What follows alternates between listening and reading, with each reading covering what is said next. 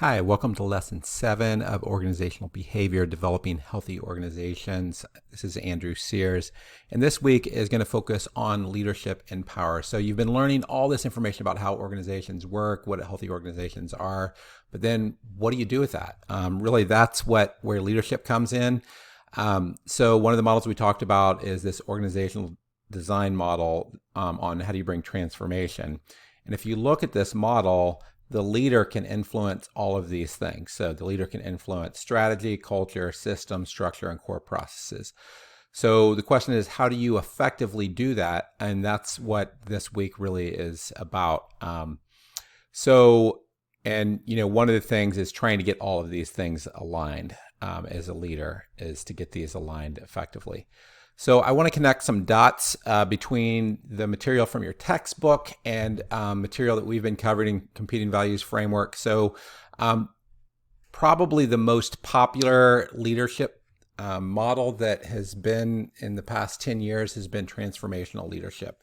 And how that relates to Competing Values Framework is the transformational leadership are these skills up at the top.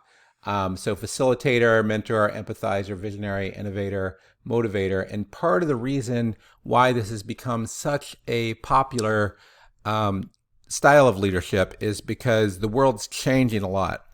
The world requires more flexibility. And that's why, the term transformational means that, there's some sort of change that needs to happen either in people or in organizations. Transactional leadership is more about stability and getting things done in a stable environment, and both are important. And it kind of depends on what your organization is, on which is more important. And one of the models that I think is a good complement to Competing Values Framework that combines transactional and transformational leadership is called the full range model of leadership. And the idea there is there's really 5 tiers of leadership. So laissez-faire is you just kind of let things happen. That would be like the church pastor that does nothing but preach, and everything could be crazy in the environment, but say, I'm just going to let it flow. Then the next one would be the activist pastor that's going to try to fight fires, but basically not try to get them proactively. The contingent reward, is applying a lot of the behavioral aspects that you have in this managerial behavior course. You're going to have really good incentives for all your employees. And then the next tier is transactional leadership, where essentially you're optimizing that bottom half. And then transformational leadership is optimizing the top half.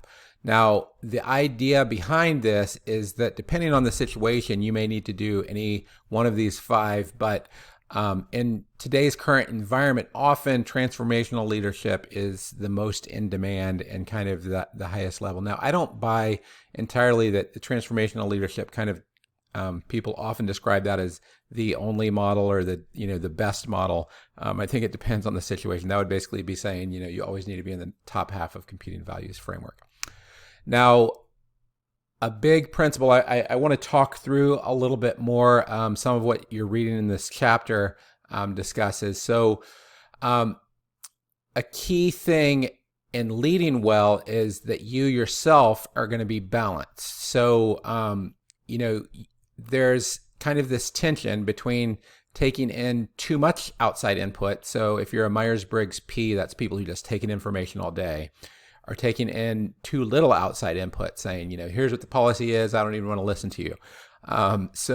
And that, the idea is that either of those extremes is, challenging, or a leader that's so confident that you're not going to learn, or the leader that is basically not going to lead and just take the average of everyone's opinion.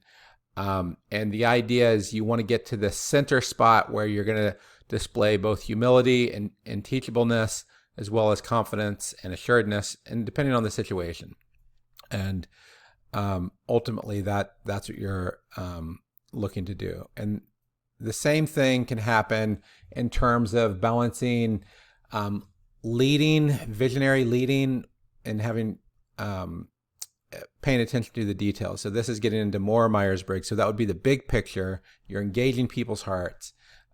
you're showing vision. You're being very idealistic, but you're missing details. So you know, Elon Musk has often been criticized as this, as he says we're going to go to the Mars, but people are like, well, how are we going to get there? And you have to have a plan there and have practical, rational arguments. And Elon Musk has had plans for some things, but some of his ideas he doesn't really have plans, and that's, I think, he's pretty far in this. And then you have leaders that are so focused on reason and logic that you don't want to look at imagination and vision. And you're so focused on the details that you miss the vision. So, and ultimately, what you're looking for is a leader that's both practical and visionary. That you can, have the vision, but you have steps in how to get there, and you can do it realistic. So the same thing across the other dimensions. So that was across the create and control quadrants. So you also have the dimensions of compete and collaborate. So, I've worked with organizations that are very collaborative. They're very slow. In Myers-Briggs terms, this is going to be, they're great at feeling. They're great at, on the perceiving, taking in information, but there's no speed and urgency. They just never get things done. I've been to, conferences that had, the purpose was just to come together and to gather, and that's fine. But then there often are people who come from the compete quadrant, and they're like, what are we doing here? We're supposed to get stuff done, right? And then, if the leader is too focused on speed and results, then often you may not, get the community and buy-in that you need. So ultimately what you need is you have a leader that emphasizes teamwork and collaboration as well as speed and results. And you also have to balance how much are you dependent on others' opinions. So this is more like a heart level rather than the other one was more of a head level. And this is, the leader who's too independent. So are you too dependent on others' opinions? Are you just, listening and you're afraid to offend people, or you're just going to do things and not even listen? And what you want is you're looking for an autonomous leader that's both self-reliant and engages and collaborates with others. So same type of thing around, being too lenient. So you could just be too caring and too concerned, for people, and then that could lead to indulgence or leniency.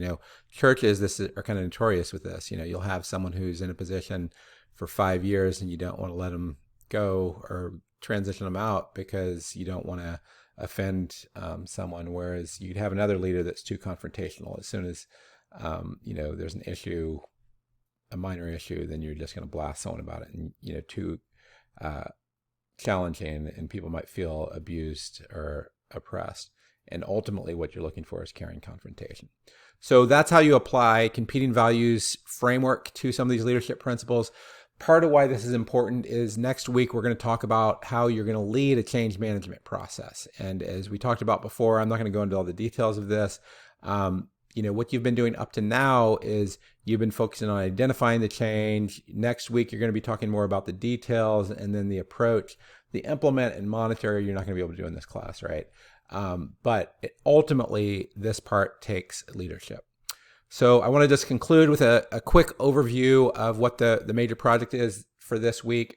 The major project for this week doesn't just relate to this week's material. It relates to all the material you've read and the Manager's Guide to Organizational Behavior.